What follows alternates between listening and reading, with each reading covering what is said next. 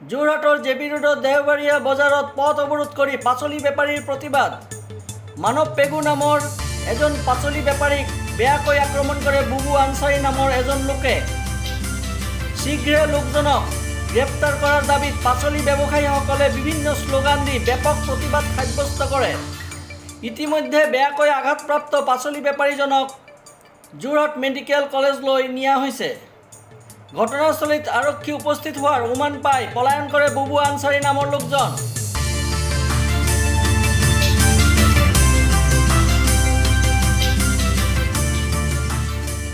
আহি মেলি মাল নমাই মোৰ লগৰে হয়, নাৰিকল আনিলে।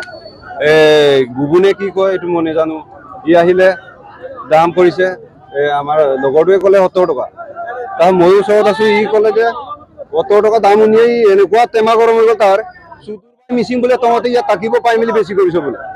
মই তেতিয়া কি ক'ম? মই কৈছো দাদা আপোনাৰ এইটো ভুল হৈছে, আপোনাক ক'লে আপুনি হৈ যোৱা নকৰিব।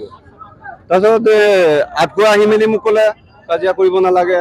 তাৰ এইটো ভাবি মেলি মই ভৱিষ্যতলৈ চিন্তা কৰি মেলি লাহেকে আছো। আকৌ ঘূৰি আহি মেলি মাৰিছে। দীঘল এটা পাইপ নে কি কলাকে ৰদ নে পাইপ নেজানো, মোটা আছিলে। বুবু আলি নে আনচাৰী কি নেজানো। মানৱ পেগু, দক্ষিণ কলীয়া। এটাই কথা ক'ব বিচাৰিছো, জাতি তৰি কথা লাগিব, নহলে আমি ৰাস্তা এৰি নিদিওঁ। প্ৰশাসনে প্ৰশাসনৰ কাম কৰিব লাগে, আমি আমাৰ কাম কৰিম।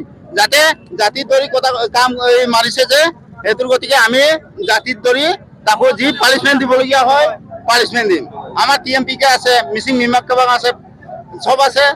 আমি এইটো দিশত আমি কিন্তু এৰি নিদিওঁ। ইয়াত আমাৰ খিলঞ্জীয়া মিচিং ভূমিপুত্ৰ মানুহে বেপাৰ বাণিজ্য কৰিবলৈ যোৰহাট মাছমজিয়াত বজাৰ কৰিব বেপাৰ কৰিব আহে। ইয়াৰে স্থানীয় ব্যক্তি এজনে বুবু আনচাৰী বুলি কৈছে। তেখেতৰ নাম তেখেত আমাৰ মিচিং ল'ৰাজনক বৰ বেয়াকৈ পিটন দিছে। বেপাৰী সন্থাৰ ইতিমধ্যে জাগ্ৰত হৈছে। আমাৰ মিচিং ছাত্ৰ সন্থা আমি ইয়াত সহযোগ কৰিছো। এনেকৈ আমাৰ খিলঞ্জীয়া মানুহক যদি বেপাৰ বাণিজ্য কৰিবলৈ অহা মানুহক যদি তেনেকৈ গৰু পিটন দি মানুহে পিতে, আমাৰ যোৰহাট প্ৰশাসনে তাক উচিত ব্যৱস্থা কৰিব লাগিব। তাক উচিত ব্যৱস্থা নকৰালৈকে আমি ইয়াতে ৰাস্তাত আমি ধৰ্ণা কাৰ্যসূচী আমি গ্ৰহণ কৰিব বাধ্য হ'ম। সন্দেহযুক্ত নাগৰিক বুলি আমি বাহিৰলৈ বাধ্য হৈছো। নহ'লে আমাৰ অসমীয়া খিলঞ্জীয়া মুছলিম মানুহে আমাৰ খিলঞ্জীয়া মানুহৰ ওপৰত তেনেকৈ হাত নুঠায়।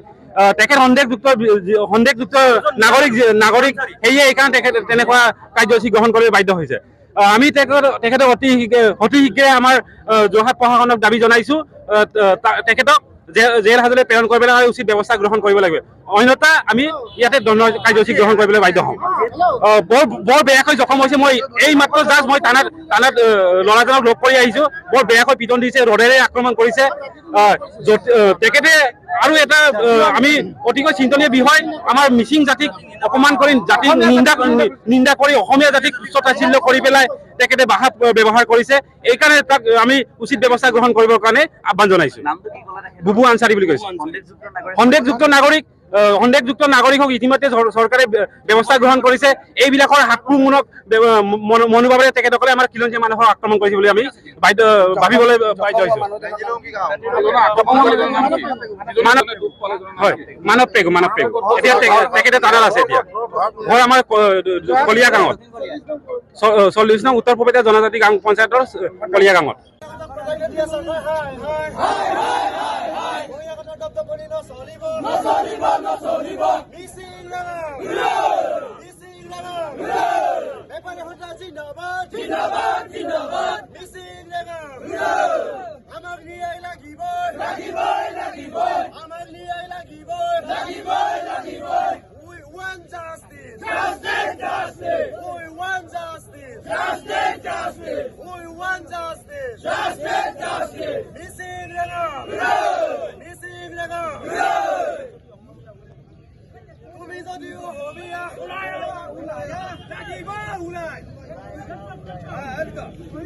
তুমি যদি অসমীয়া, তুমি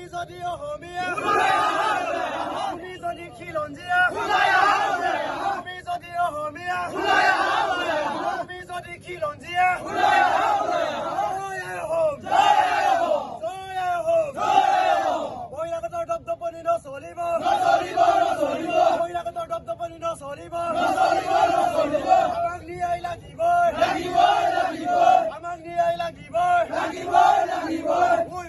justice. Justice, justice. We want justice. Justice, justice. বহিৰাগত প্ৰাধান্য দিয়া চৰকাৰ হাই হাই। হাই হাই হাই হাই। বহিৰাগত প্ৰাধান্য দিয়া চৰকাৰ হাই হাই। হাই হাই হাই হাই। We want justice. Justice, justice. মিছিল নেগা। মিছিল নেগা। তুমি যদি অসমীয়া তুমি যদি খিলঞ্জীয়া প্ৰাধান্য চৰকাৰ হাই হাই বহিৰাগত প্ৰাধান্য চৰকাৰ হাই